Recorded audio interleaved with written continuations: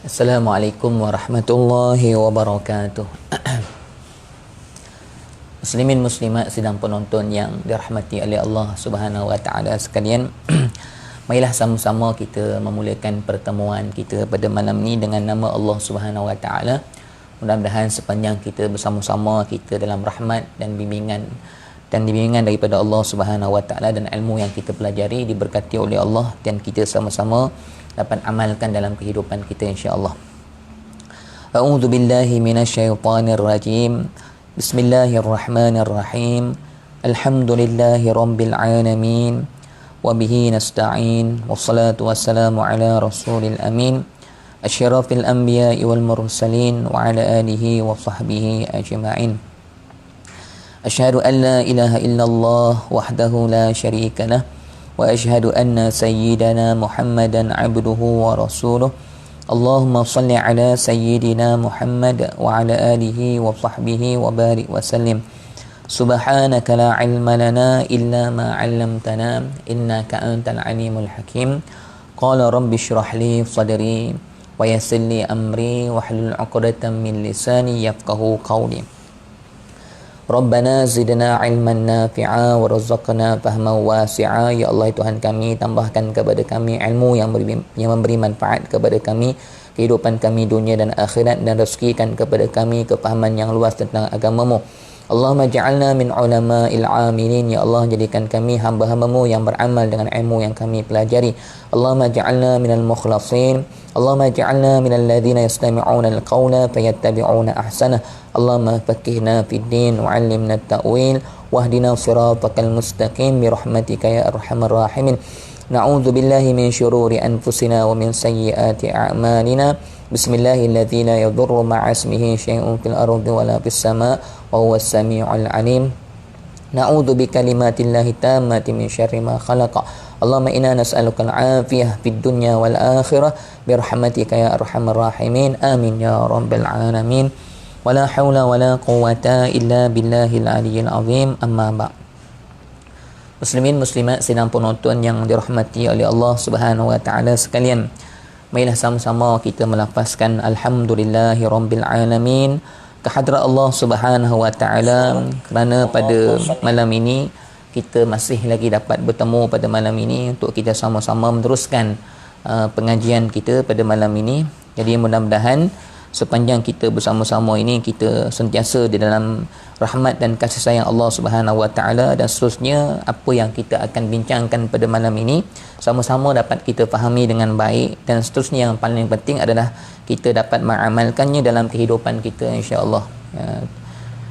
Baik, muslimin muslimat yang dirahmati oleh Allah Subhanahu wa taala sekalian, seperti mana yang saya sebutkan, yang saya janjikan kepada tuan-tuan sekalian, insya-Allah pada malam ini kita akan membincangkan tajuk khas, tajuk khusus mengenai dengan cara solat mengikut kepada Nabi sallallahu alaihi wasallam dari segi praktikalnya, daripada mengangkat takbir sehinggalah kita memberi salam Jadi tuan-tuan, kita solat ni, kita tak boleh solat ni ikut kepahaman kita sahaja, tak boleh.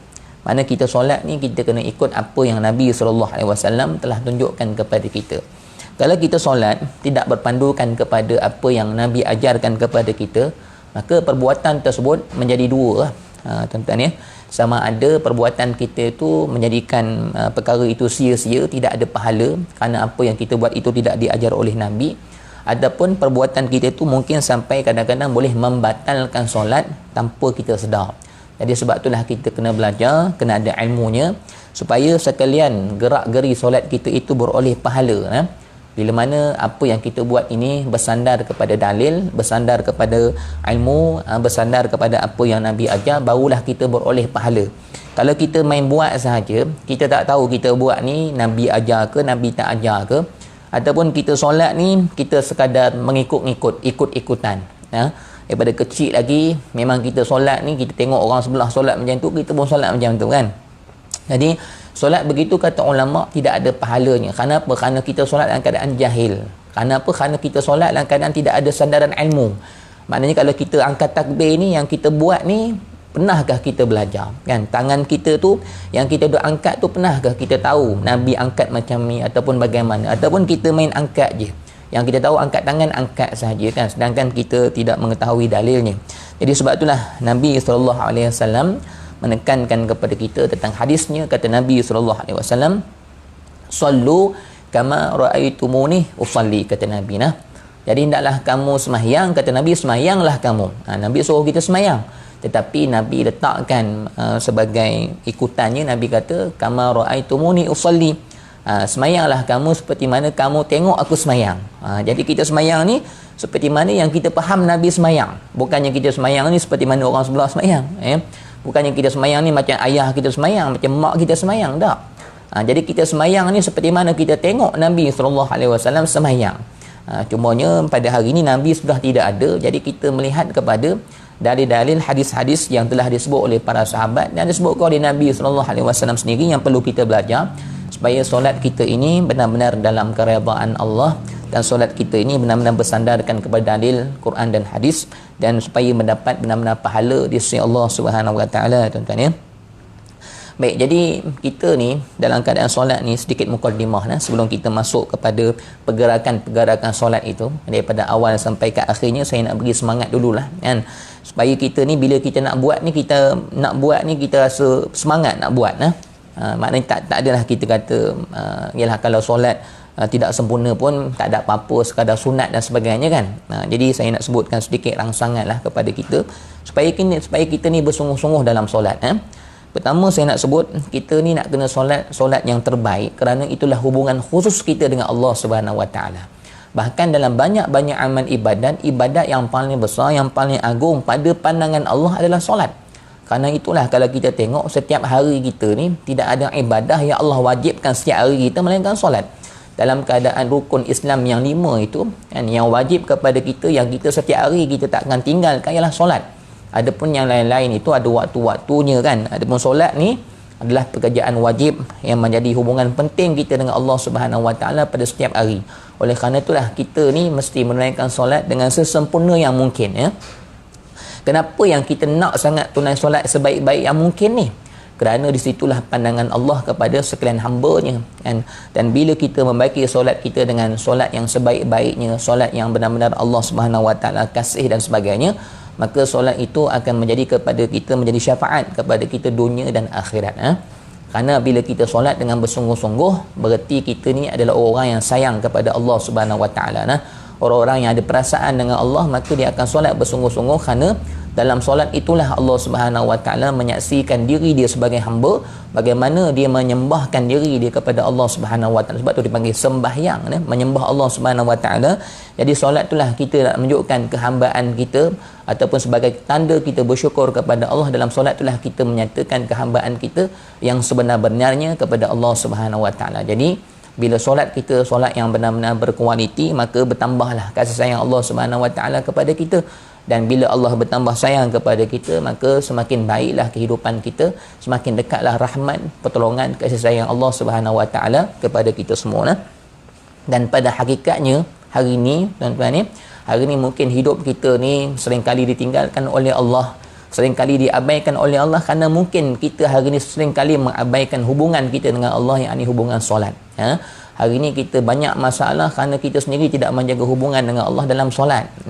Kerana itulah kalau kita tengok orang mukmin ni, perkara pertama sekali yang dicari dengan Allah dalam solat Sebab itulah orang zaman dahulu, ulama-ulama kita, bahkan Nabi SAW sendiri pun itulah amalannya. Apabila mereka ada masalah, mereka akan solat, mereka akan menunaikan solat untuk bertemu dengan Allah Subhanahu Wa Taala di dalam solat. Jadi pada hari ini kita kena memandang penting solat ni satu perkara yang paling besar ibadatnya dalam kehidupan kita. Jadi kita kena tunaikan solat yang sebaik yang mungkin. InsyaAllah bila kita tunaikan solat yang sebaik yang mungkin, maka hubungan kita dengan Allah Subhanahu Wa Taala semakin baik, dan semakin baiklah kehidupan kita pada hari ini. Jadi kalau hari ini kalau kita solat dalam keadaan kalang kabut, begitulah akan kalang kabutnya kehidupan kita pada hari ini.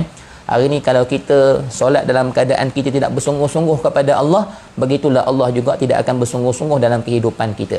Hari ini kalau kita solat dalam keadaan kita tidak meraihkan hak-hak solat, begitu juga Allah tidak akan meraihkan hak-hak dalam kehidupan kita.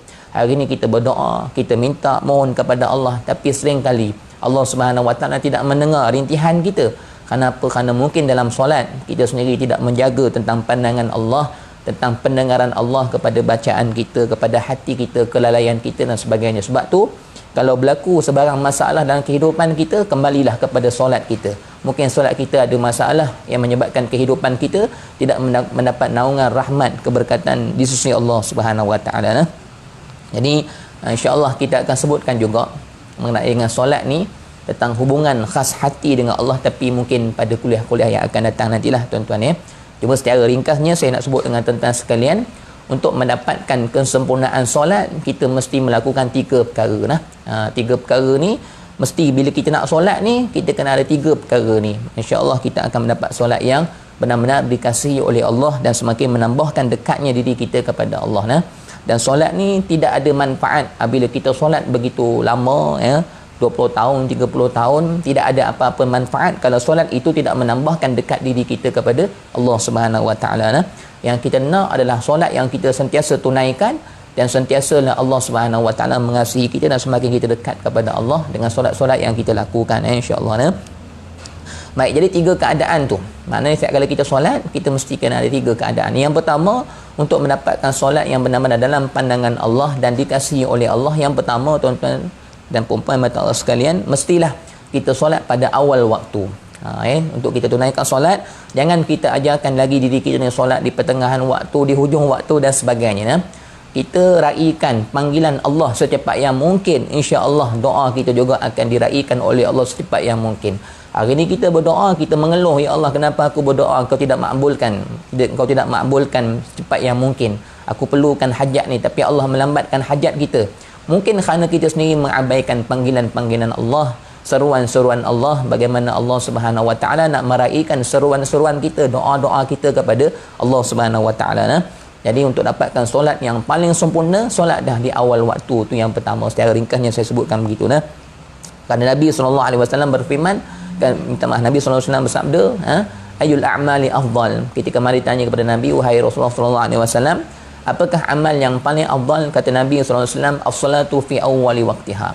Solat di awal waktu. Mulai hari ni kita sama-sama berazam untuk sentiasa istiqamah solat di awal waktu. Bahkan Nabi SAW menyatakan, solat di awal waktu mendapat keredaan Allah Subhanahu Wa Taala. Adapun solat di pertengahan waktu hanya mendapat pengampunan sahaja, tidak mendapat keredaan. Allah Subhanahu Wa Taala just mengampunkan dosa kita, tetapi bukan dalam keadaan keredaan Allah, dalam keadaan Allah kasih, Allah suka. Hanya Allah Subhanahu Wa Taala mengampunkan dosa kita kerana kita menunaikan solat. Tetapi kalau kita nak Allah redha, Allah kasih, mesti solat di awal waktu. Itu yang pertama. Keadaan yang kedua ialah kita mesti solat dengan bersungguh-sungguh. Maknanya kalau kita dah solat di awal waktu, solatlah dengan bersungguh-sungguh, maksudnya tidak bermalas-malas ya. Apa yang akan kita belajar pada malam ni, maknanya kita akan praktikkan satu persatu dengan bersungguh-sungguh. Tidaklah kita angkat tangan ni main-main kan, angkat tangan sekadar kat bawah je. Kita tunjukkan sungguh-sungguh kita ni berhadap kepada Allah dengan sebaik yang mungkin. Jadi itu yang kedua.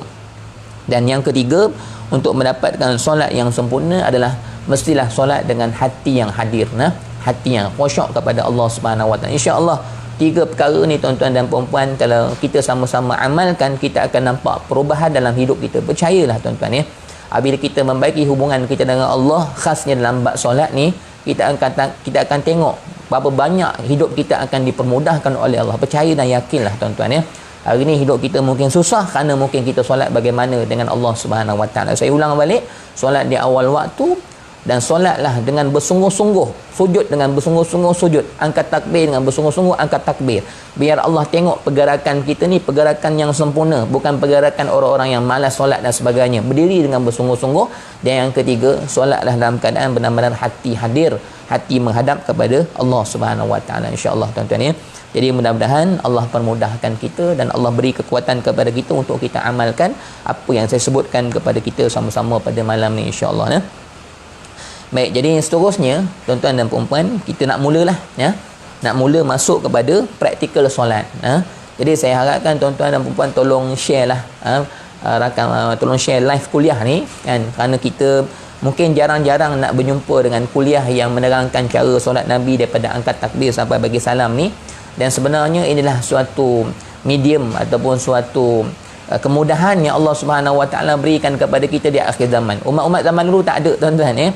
Jadi umat kita di akhir zaman ni Allah sediakan kepada kita medium yang sangat baik ni, internet ni, dan ini di antara salah satu jalan untuk kita mengkayakan diri kita di akhirat kelak, untuk kita mendapat saham akhirat, saham di akhirat kelak, dengan kita men-share ataupun memanjang-manjangkan kuliah-kuliah agama khasnya tentang bab solat ni. Jadi tuan-tuan, satu tuan-tuan share, maknanya sampai kepada orang lain, dan orang lain dia akan dapat ilmu ini, kemudian dia amalkan apa yang kita sharekan ni, tuan-tuan. Kita sebagai jambatan untuk orang betul solat mereka, maka sepanjang mana mereka solat dengan solat yang betul mengikut pada Nabi SAW, maka sebanyak itulah pahala itu akan dapat kepada tuan-tuan. Jadi sangat-sangat tidak rugi kalau kita mati pada malam ini pun kita dah selamat dah, kita sharekan suatu perkara yang bermanfaat. Biarlah kalau kita mati nanti, kalau Facebook kita tu berterusan menjadi saham akhirat yang akan membantu kita dalam kubur. Jadi kita gunakan medium internet ni untuk kita mengembangkan agama Allah Subhanahu Wa Taala, untuk kita menyampaikan agama ni kepada seluruh masyarakat. Dan sebanyak mana masyarakat yang dapat ilmu dan mengamalkan apa yang kita telah sharekan ini, maka pahalanya sedikit pun tidak kurang kepada diri kita. Inilah antara kemudahan yang Allah Subhanahu Wa Taala berikan kepada kita umat di akhir zaman. Kita gunakanlah sebaik-baik yang mungkin, insya-Allah. Baik, jadi kita akan mula masuk kepada pergerakan yang pertama. Baik, jadi yang pertama kita nak sebut mengenai dengan mengangkat takbir terlebih dahulu. Jadi kita nak tengok Nabi SAW ni, cara Nabi angkat takbir ni bagaimana. Jadi isyak nanti kita terus buatlah, tuan-tuan. Jadi saya menggunakan kitab yang dikarang oleh Ustaz Mahathir Mohamad Join. Jadi tuan-tuan boleh merujuk kepada kitab tersebut. Kitabnya agak tebal lah, ada 300 lebih muka surat rasanya. Jadi maknanya kalau kita nak buat rujukan khas, boleh pergi kepada kitab tu lah. Dia penuh dengan dalil-dalil dan sebagainya. Cuma pada hari ni kita ringkaskan, kita terus sebut secara praktikalnya bagaimana. Tapi tuan-tuan jangan risau, apa yang saya cerita dengan tuan-tuan ni semuanya berdalil, semuanya bersandarkan kepada hadis Nabi SAW. Baik, jadi yang pertama kita nak tunjuk mengenai dengan cara Nabi SAW mengangkat takbir. Baik, jadi bila kita nak angkat takbir ni tuan-tuan, tangan kita ni, bila kita nak angkat tangan ke atas ni, bagaimana Nabi meletakkan tangan je. Itu yang pertama. Maknanya selama ke hari ni kalau kita angkat tangan pun, walaupun benda tu berbetulan dengan apa yang Nabi buat, tetapi tidak dapat pahala tuan-tuan kalau kita tak tahu itu yang Nabi buat. Kita main angkat je. Tapi hari ni kita buat, kita belajar lah, kita ada dalil lah, kita tahu dah Nabi buat macam ni, kita buat macam ni, maka adalah pahala jadi sisi Allah Subhanahu Wa Taala. Baik, angkat tangan ni tuan-tuan, dia hanya ada 3 riwayat sahaja dan tidak ada riwayat yang lain. Saya akan sebutkan pada tuan-tuan riwayat-riwayat yang ada. Maka kalau saya kata 3 lah, kalau saya kata 4 lah, tuan-tuan, tidak ada yang lain lagi. Jadi kalau tuan-tuan mungkin ada persoalan-persoalan, tuan-tuan bolehlah letak di ruang komen itu, dan mungkin nanti saya akan cuba jawab pada kuliah-kuliah yang akan datang tentang persoalan-persoalan solat ni. Mungkin nanti maker-maker yang berada pada Studio Barakah ni akan forward soalan-soalan pada saya lah, tuan-tuan. Baik, jadi angkat tangan ni ada 2 saja riwayatnya. Okey, baik. Yang pertama saya nak sebut dengan tuan-tuan, jari dulu, jari. Tuan-tuan, kalau kita tengok solat Nabi SAW ni sangat detail. Sahabat ni, dia tengok Nabi ni satu persatu, tuan-tuan. Bila saya belajar ni, subhanallah, sahabat ni sikit pun sahabat tidak meninggalkan tentang perbuatan Nabi ni, tentang jari Nabi kan, tegak tak tegak, semua detail, tuan-tuan. InsyaAllah kita akan sebutkan, tuan-tuan, satu persatu. Baik, Nabi SAW ni tuan-tuan, bila dia mengangkat tangan ni, pertama kita sebut pasal jari dulu. Jari ni tuan-tuan, Nabi ni jari tak tegak. Jadi kalau kita angkat tangan tu, ada yang tegak gitu kan, yang tu bukan perbuatan Nabi SAW. Kita nak cerita apa tuan-tuan? Nak cerita solat ni bukan perkara yang kerah, bukan perkara yang susah. Maksudnya nak kena tangan tegak, kerah gitu. Solat ni perkara yang mudah.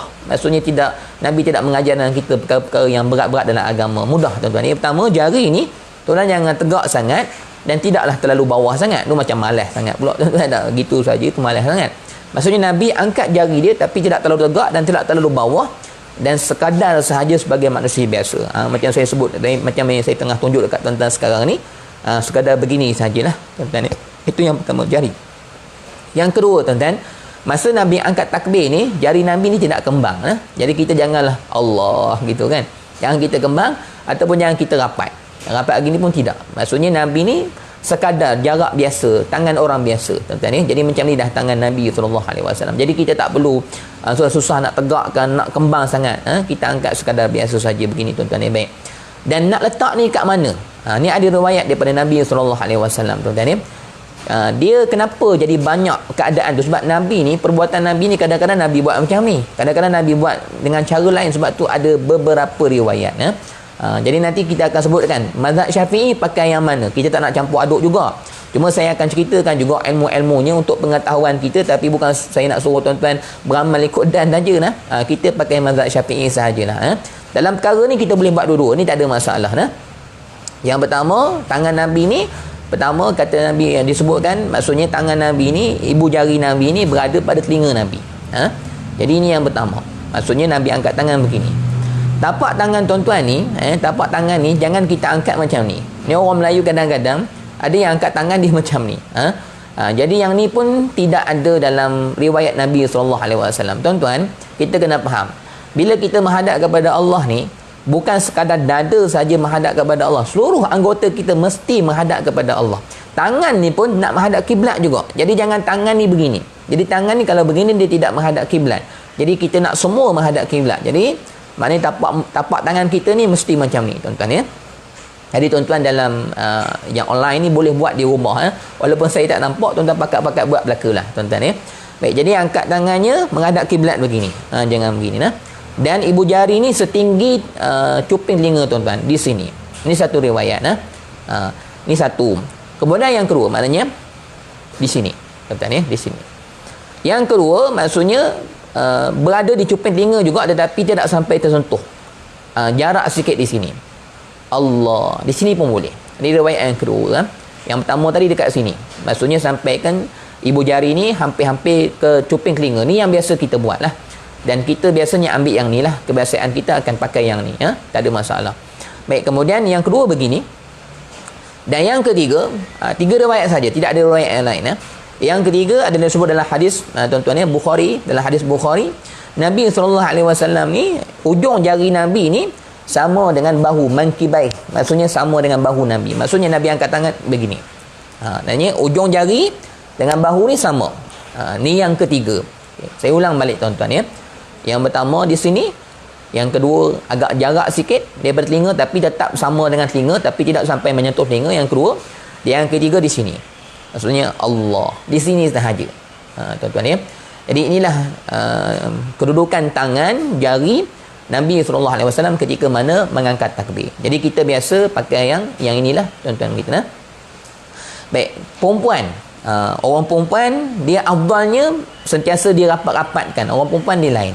Orang lelaki dia afdalnya adalah sentiasa merenggang-renggangkan. Jadi orang lelaki tak boleh rapat-rapat. Jadi orang lelaki sunatnya sentiasa direnggangkan, maksudnya kita bukakan kita punya panggil apa ni, sayap kita ni bukakan begini dan kita angkat begini. Bagi orang perempuan dia kena rapat dan dia afdalnya ambil riwayat yang ni. Maksudnya tangan dia di sini sajalah bagi orang perempuan ya. Jadi orang perempuan Allah gitu ya. Baik, selesai tuan-tuan ya. Baik, persoalan seterusnya. Ustaz, nak angkat takbir ni kan, Allahu Akbar ni nak angkat daripada sini ke daripada bawah ke? Kan? Kita bila kita nak mula Allahu Akbar, tuan-tuan ya. Ada dua riwayat, tuan-tuan ya. Riwayat yang pertama, kita berdiri lurus itu.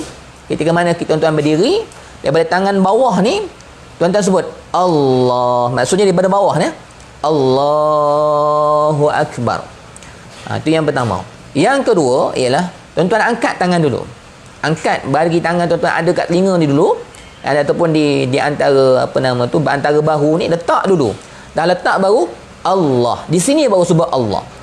Kalau Ustaz Isyam, saya ambil yang ni. Saya suka yang ni. Sebab saya perlu bersedia dulu dengan Allah. Dan bersedia saya akan sebut Allah dari sini. Kalau tuan-tuan daripada bawah pun tak ada masalah. Dua-duanya adalah diperbolehkan ya. Jadi daripada sini Allah boleh juga. Ataupun daripada sini Allah. Itu mengenai dengan sebutan Allah. Dan seterusnya saya nak sebut dengan tuan-tuan juga, perkataan Allahu Akbar ni, kita nak lapaskan dengan pergerakan tangan kita ni. Kita tak boleh main sebut je Allahu Akbar tu dengan pergerakan tangan kita, main jalan je, tuan-tuan ya. Itu pun ada sunat je. Sembahyang ni detail sebenarnya kalau kita belajar satu persatu nah. Maknanya dalam kita mengangkat takbir dengan lafaz Allahu Akbar tu, dia ada disebut sebagai mualat. Ya, maksudnya seiring. Seiring tu kena raikan juga.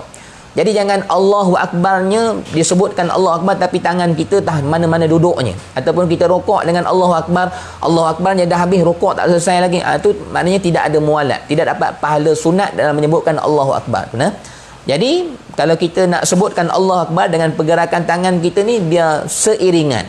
Itu ada pahala dia tuan-tuan, ada pahala. Nah. Sebab tu tuan-tuan, kalau kita belajar bab solat ni sebenarnya banyak pahala yang kita boleh dalam solat ni. Sebab tu orang yang ada ilmu ni pahala dia lebih daripada orang yang tidak ada ilmu, sebab dia solat dalam keadaan dia tak tahu ni pahala dan sebagainya tuan-tuan ya. Baik. Jadi mualat ni maksudnya tu bergeraklah tangan kita, bar tu habislah pergerakan kita. Tu maknanya mualat. Maknanya benda tu seiringan saja. Tuan-tuan ya. Maknanya kalau kita kata daripada bawah tadi Allahu Akbar, pergerakan tangan kita pun habis dengan bar tu, tangan kita dah sampai kat sini dah. Tangan bergerak, mula bergerak dengan dan habis tangan bergerak pun dengan bar. Maksudnya cantik, mula bergerak dan akhir bergerak pun ditutupi dengan sebutan itu pun habis tuan-tuan kita. Jadi kalau di sini Allahu Akbar, gitu nah. Dan tangan ni dah habis selesai dengan bar tadi nah. Jadi setengah orang di kalangan kita ni kadang-kadang disebut Allahu Akbar tu, Allahu Akbar tu, Allah tu dah lepas dah, tangan dia tak berjalan lagi. Itu pun tak kena juga nah. Ataupun barnya dah habis, tangannya duk angkat lagi. Contohnya tuan-tuan, contoh duk angkat tangan begini ni, Allahu Akbar, dah habis dah tapi tangan duk sini lagi. Jadi ni tak ada pahala mualat, tak ada pahala berseiringan bacaan takbir dengan pergerakan tangan kita tadi tuan-tuan ya. Jadi pastikan Allahu Akbar, bar tu dah ada dekat sini. Baik tuan-tuan, selesai nah. Baik tuan-tuan. Jadi dalam keadaan kita angkat takbir tadi, tujuannya untuk apa kita angkat takbir lama-lama tu? Tujuannya adalah untuk kita masukkan niat dalam hati kita. Baik. Persoalan dia, berapa lama kita boleh kekal untuk berada kat sini untuk sebut Allah tu berapa lama kan? Jadi adakah 3 saat ke 4 saat, berapa harakat yang diizinkan oleh ulama tuan-tuan ya. Baik, Imam Nawawi menyebutkan tuan-tuan ya. Imam Nawawi menyebutkan Allahu Akbar ni, perkataan Allah, mat pada Allah ni, kita boleh berlama-lama dekat perkataan ni sampai 14 harakat. Ya. Jadi sampai 14 harakat boleh. Jadi maknanya Allah 14. Sampai 14 harakat ni maknanya saat lah tuan-tuan ya. Sampai 14 saat boleh kita lama kat sini selagi mana niat kita tak masuk lagi. Jadi tuan-tuan boleh di situ tuan-tuan ya. Jadi jangan kita ni niat tak masuk ni ulang-ulang berkali-kali. Tu kerana tidak ada ilmu lah tu kan. Allah tak masuk, habis batal tu. Maksudnya berhenti balik. Allah tak dapat, berhenti balik tuan-tuan. Jadi sebenarnya tak perlu gitu kan. Maknanya kita angkat sahaja Allah, sampailah hati kita sahaja aku sembahyang fardu maghrib, sudah itu sahaja nah. Nak masuk sahaja tu bila-bila pun tak apa, tak semestinya bila Allah terus sahaja. Tak perlu gitu tuan-tuan ni. Maksudnya yang penting masuk sahaja aku sembahyang fardu maghrib, tak kira tengah-tengah ke di hujung ke, tak kisah. Yang penting ada lintasan hati kita niat nak sembahyang maghrib tuan-tuan kita. Jadi yang ini sudah selesai tuan-tuan. Jadi daripada angkat takbir ni dengan sebutan takbir itu sudah selesai sampai di perut kita tuan-tuan. Baiklah. Baik tuan-tuan, sebelum kita nak masuk kat sini, saya nak sebut juga pasal kaki ni tuan-tuan ni. Kaki ni tuan-tuan, bagi orang lelaki, dia sunat kaki tu mestilah dijarakkan sehingga 1 jengkal gini. Bagi orang lelaki nah. So orang lelaki jangan dia rapat kan. Kalau yang rapat tu bukan lelaki tu. Tu perempuan tuan-tuan ni. Jadi perempuan dia rapat. Bagi orang lelaki dia kena jarak sejengkal. Maksudnya kalau kita letak tangan kita kat bawah ni sejengkal. Jadi tuan-tuan tak payahlah pergi letak tangan kan, pergi ukur kat bawah, tak payahlah. Kita agak-agak je lah kaki kita tu tuan-tuan ni. Baik, dan kaki kita ni pastikan dia punya jari tu menghadap kiblat juga. Jangan kebanyakan orang Melayu kita ni semayang dia kaki dia macam tu, macam itik tu. Maknanya macam terbuka macam tu kan. Yang tu bukan yang diajar oleh Nabi sallallahu alaihi wasallam. Kalau kita buka kitab tu memang disebutkan Nabi sallallahu alaihi wasallam ni dia punya jari-jari dia menghadap kiblat. Yastaqbilu Nabi sallallahu alaihi wasallam bi atrafi asabi'ima al-qiblah. Nabi SAW telah menghadapkan sekalian jari-jari, tangan dan kakinya menghadap kiblat. Tu dalil hadis Nabi SAW. Yang Nabi ni kaki dia pun menghadap kiblat, tangan dia pun menghadap kiblat. Jadi kaki tuan-tuan pastikan Maknanya lurus macam tu tuan-tuan ya. Saya ingat tak perlu tunjuk lah, tuan-tuan nampak jelas ya, maksudnya macam tu. Jadi jangan kaki kita terbuka macam tu, ataupun jangan, maksudnya jari kita tu betul-betul tegak begitu. Itu kaki tuan-tuan ya. Baik tuan-tuan, selesai nah. Jadi saya ingat selesai dua perkara dah. Daripada kita tangan ni kat sini ada 3 wajah tadi yang Nabi SAW ajar kepada kita. Sekarang ni tuan-tuan, kita nak pergi kepada tangan Nabi ni pula. Tangan Nabi ni Nabi letak kat mana pula tuan-tuan dah? Pegang kat sini ke? Pegang kat sini ke? Boleh ke pegang macam ni? Tuan-tuan dah? Cuma saya nak sebut sikit tentang kata takbir tadi tuan-tuan. Ada satu perkara yang Nabi sebut, la yatazawas, jangan melampau ke belakang telinga. Tuan-tuan ni, jadi jangan kita angkat tangan ni sampai Allah ke belakang kita tuan-tuan dah. Itu jangan, itu jadi makruh. Jadi jangan sampai ke belakang sangat begitu. Jadi pastikan sekadar telinga kita sahaja tuan-tuan. Takut ada yang terbuat sampai ke belakang gitu tuan-tuan, jangan. Itu perkara yang makruh. Baik ya. Baik, jadi kita nak tengok seterusnya tuan-tuan ya, adalah bagaimana jari kita ni kita nak pegang tangan kita ni di mana tuan-tuan ya. Baik, riwayat yang Nabi SAW yang datang kepada kita tuan-tuan hanya 2 sahaja keadaan Nabi pegang tangan ni tuan-tuan ya. Jadi maknanya tuan-tuan boleh lah, dua-dua ni tak ada masalah. Dua-dua ni adalah mazhab Syafi'i tuan-tuan ya. Pertama, tuan-tuan boleh pegang pergelangan ni. Ini kedudukan yang pertama yang Nabi SAW pegang tangan dia. Yang ni Nabi pegang pergelangan ni lah tuan-tuan ya. Pegang, mana pergelangan ni tuan-tuan pegang. Yang pertama. Yang kedua, Nabi pegang di pertengahan siku dia. Ni di antara ni Nabi pegang kat sini. Ni ada satu lagi riwayat yang Nabi pegang kat sini. Maknanya bukan betul-betul dekat pergelangan ni lah. Tuan-tuan ya. Di tengah-tengah sedikit. Adapun macam ni tuan-tuan, macam ni tak ada tuan-tuan. Jadi jangan ada yang sembahyang macam ni ya. Kalau ada yang sembahyang macam ni, dia tak ada pahala lah, rugilah sembahyang dia tuan-tuan ya. Tak ada pahala. Jadi tuan-tuan boleh pilih di antara 2 keadaan ni tuan-tuan ya. Baik tuan-tuan, yang seterusnya tuan-tuan ya, ini perkara sunat tuan-tuan ya. Kita buat dapat pahala lah. Kalau perkara ni bersalahan, dia tidak membatalkan sembahyang. Cumanya kita tak dapat pahala rugi lah.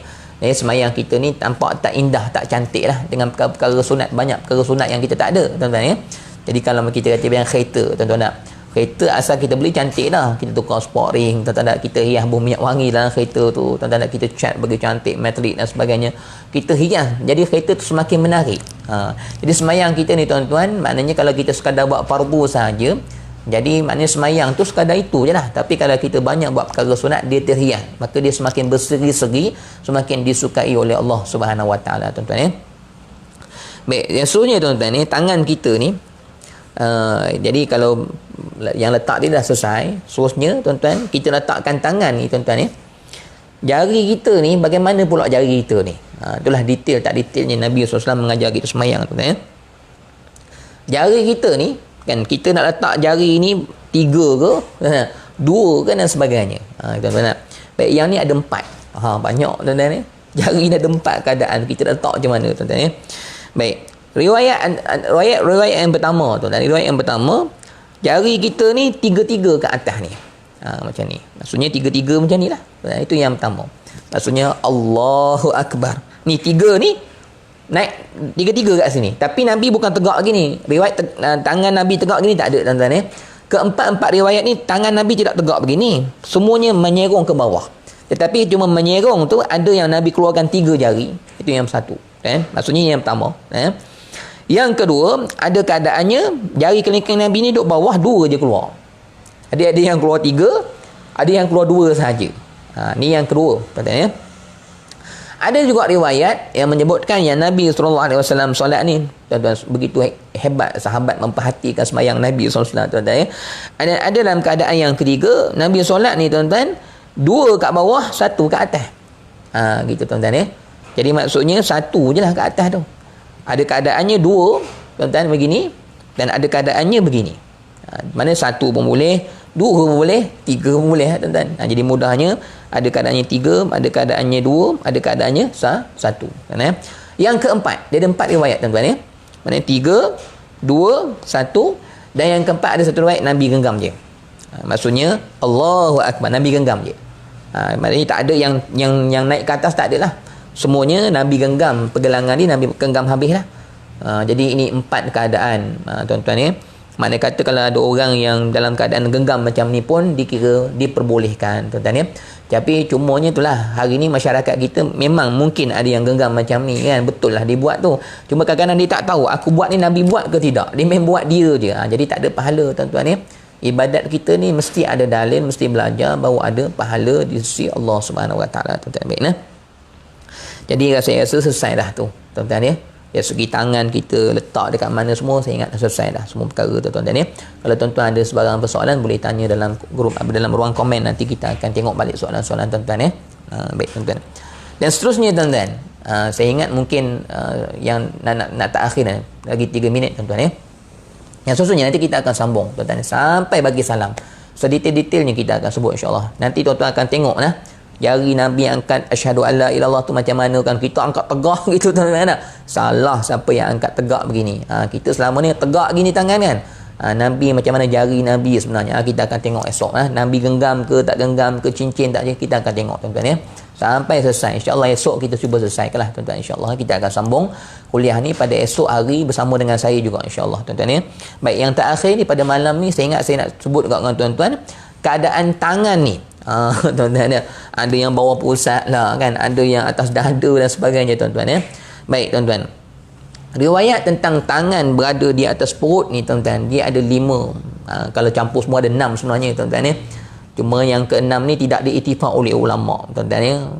Apa yang dipegang oleh Syekh Nasruddin Albani ni daripada hari ni orang kata Wahabi lah tuan-tuan ya. Syekh Nasruddin Albani dia sebut Nabi ni letak tangan dekat atas ni.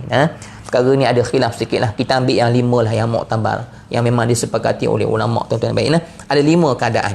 Baik, kita sebut mazhab Syafi'i dulu tuan-tuan. Mazhab lain kita sebutkan selepas daripada ni tuan-tuan ya. Baik, dalam mazhab Syafi'i, dalam mazhab Syafi'i ini ada hadis juga tuan-tuan ya. Semuanya ada sandaran daripada Nabi SAW. Dalam mazhab Syafi'i tuan-tuan, tangan kita ni boleh 2 keadaan ya. Dalam mazhab Syafi'i yang pertama ialah dia atas pusat dan di bawah dada, maka di tengah-tengah tuan-tuan ya. Maka ni yang pertama lah. Maka Allahu Akbar. Ini yang pertama tuan-tuan ya. Allah lama-lama biar kat sini tuan-tuan. Ingat bar baru turun ke bawah. Di sini Allahu Akbar. Jadi dekat tengah-tengah ni, ini yang pertama. Kemudian dalam mazhab Syafi'i yang diriwayatkan oleh Nabi SAW juga tuan-tuan, ialah yang kedua ialah di kiri sedikit. Maknanya di bawah dada dan di atas pusat, di tengah-tengah ni. Pertama di sini dan yang kedua di sini. Ini kedua-dua adalah mazhab Syafi'i tuan-tuan ya. Jadi yang ni pandangan mazhab Syafi'i, yang ni adalah pandangan ulama daripada Ibnu Hazim. Ibnu Hazim ni adalah daripada ulama Syafi'i juga. Jadi tuan-tuan, maksudnya di sini pun boleh lah berpegang kepada dada ni tuan-tuan ya. Jadi tuan-tuan, kita nak pakai yang mana? Kalau kita sembahyang seorang, kita boleh letak tengah-tengah begini tuan-tuan ya. Tapi kalau ramai jemaah, sunatnya biarlah kita ke kiri, supaya siku kita ni tak siku orang sebelah tuan-tuan. Nanti siku orang susah tuan-tuan ya. Nanti orang sebelah marah pada kita sebab siku tajam. Jadi mengganggu orang. Jadi eloknya kalau kita jemaah ramai-ramai, kita maksudnya ke kiri macam ni tuan-tuan ya. Supaya di sini pun kita tutup dan sini pun kita rapat, maka orang sebelah ni tidak akan terganggu dengan kedudukan tangan kita. Yang ni pun ada daripada hadis Nabi SAW. Tuan-tuan ni 1, 2, 3, 4 tuan-tuan. 3, 4 bawah pusat. Tuan-tuan ya. 3 dengan 4 ni mazhab Hambali dengan mazhab Hanafi. Tuan-tuan ya. Maksudnya 1, 2 bawah pusat. Sebab tu tuan-tuan jangan tengok orang semayang bawah pusat ni apa semayang malas gitu tuan-tuan. Dia bukan malas. Dia memang mazhab dia gitu. So dia angkat takbir Allahu Akbar di bawah pusat tuan-tuan ya. Itu memang ada Nabi SAW juga melakukan perkara tersebut yang dipegang oleh mazhab-mazhab yang lain tuan-tuan ya. Bawah pusat ni bukan atas pusat, betul-betul bawah pusat tu tuan-tuan ya. Yang tu adalah mazhab Hanafi dan mazhab Hambali tuan-tuan ya. Okay, baik. Kemudian mazhab Maliki. Mazhab Imam Malik dia ada 2 juga tuan-tuan ya. Jadi maknanya Syafi'i 2, Malik 2, Hanafi Hambali 1. Jadi ada 5 lah semua tuan-tuan ya. Jadi mazhab Imam Malik tuan-tuan, mazhab Imam Malik atas pusat betul-betul. Bukan atas pusat tu, maknanya betul-betul atas pusat tu. Kalau Imam Syafi'i tadi atas pusat, ni betul-betul tutup pusat tu. Itu mazhab Maliki tuan-tuan. Imam Malik dia pegang pusat tu tuan-tuan ya. Jadi mazhab Maliki dia atas pusat ataupun dilepaskan terus tangan dia. Jadi ada 5 lah tuan-tuan. Saya ulang balik 1, 2 tuan-tuan atas pusat 3, kemudian bawah pusat 4 dan lepas tangan 5. Yang ada sembahyang atas gini tu, yang tu tidak disepakati ulama. Jadi mazhab Imam Malik ada di sembahyang Allahu Akbar, dia lepas terus tangan kat bawah, tuan-tuan ya. Jadi kalau kita tengok pergi dengan negara maghribi dan sebagainya, kita jangan pelik pula tuan-tuan, nak kenapa sembahyang tangan lepas gitu kan, kita kata malas dan sebagainya kan. Tak tuan-tuan, memang itu adalah mazhab mereka, mazhab daripada imam-imam yang muktabar. Saya ceritakan kepada tuan-tuan ilmu ni supaya kita ni tak mudah nak menghukum orang. Bila kita ada ilmu, kita tahu ni mazhab ni mazhab ni dan sebagainya. Ini ada daripada sandaran Nabi SAW, tuan-tuan ya. Jadi saya rasa sekadar itulah tuan-tuan perkongsian kita pada hari ini. InsyaAllah dan kita akan sambung lagi perbincangan kita pada esok hari. Jadi saya akan tambah sikit lagi mengenai dengan berdiri ini. Kemudian kita akan pergi kepada rokok. Kita akan tengok perkara-perkara yang kadang-kadang menjadi kesalahan jemaah kita ni, masyarakat kita dalam keadaan rokok ni. Banyak kesalahan dekat mana kita akan sebutkan tuan-tuan ya. Dan kadang-kadang kesalahan tu menjadikan makruh, semayang menjadi makruh. Bila makruh tu yang semayang kita tu maknanya pahalanya berkurangan sebab kita melakukan perkara-perkara yang makruh, tuan-tuan ya. Jadi sekadar itulah perkongsian kita pada malam ni. Kita akan sambung esok hari. Hari ni hari Sabtu. Jadi insyaAllah Ahad esok bertemu lagi dengan saya. Dan saya harap tuan-tuan terus sharekan perkongsian ini untuk lebih ramai lagi yang mendapat manfaat daripada perkongsian cara solat Nabi SAW. InsyaAllah tuan-tuan habis belajar ni, kita akan rasa seronok semayang, tuan-tuan. Kita akan rasa berisi semayang kita ni sebab kita tahu perbuatan kita ni yakin ada dalil hadis Nabi SAW. Jadi kita buat ni, kita rasa semua perbuatan kita ni berisi dan kita seolah-olah rasa macam kita ikut belakang Nabi sungguh. Kita rasa seronok puas, tuan-tuan ya. Itu yang saya rasa lah, tuan-tuan ya. Jadi mudah-mudahan Allah Subhanahu Wa Taala memberikan kemudahan pada tuan-tuan untuk kita sama-sama amalkan, dan mudah-mudahan tuan-tuan dengan solat kita yang betul-betul kita ikut Nabi sallallahu alaihi wasallam ni, bertambahlah Allah Subhanahu Wa Taala punya kasih kepada ibadat solat kita ni. Dan ibadat solat kita ni bila dia betul, tuan-tuan, asas ni betul, maka yang lain-lain semua akan dapat disusun di atas asas yang benar ni. Tapi kalau solat kita banyak masalah, tuan-tuan, yang tu yang kadang-kadang walau banyak zikir kita, walau banyak Quran kita, hidup kita tetap menjadi masalah. Kenapa? Kerana tapak asas solat kita belum benar-benar betul mengikut kepada apa yang Nabi SAW ajarkan kepada kita, tuan-tuan ya. Sekadar itulah, tuan-tuan, segala yang baik itu semua datang daripada Allah Subhanahu Wa Taala. Saya mohon maaf kekurangan dalam saya pegang kuliah, itu semua adalah daripada kekurangan diri saya sebagai hamba. Mudah-mudahan Allah sentiasa membaiki segala kelemahan kita dan mengampunkan sekalian dosa kita, dan Allah Subhanahu Wa Taala sentiasa menjaga memelihara kita, tuan-tuan ni, daripada sekalian wabak dan sebagainya. Mudah-mudahan semuanya ada hikmah, semuanya adalah sebagai jalan untuk kita semakin dekat kepada Allah Subhanahu Wa Taala, insya-Allah. Wassalamualaikum warahmatullahi wabarakatuh. Alhamdulillahirabbil alamin. Amin. That's it.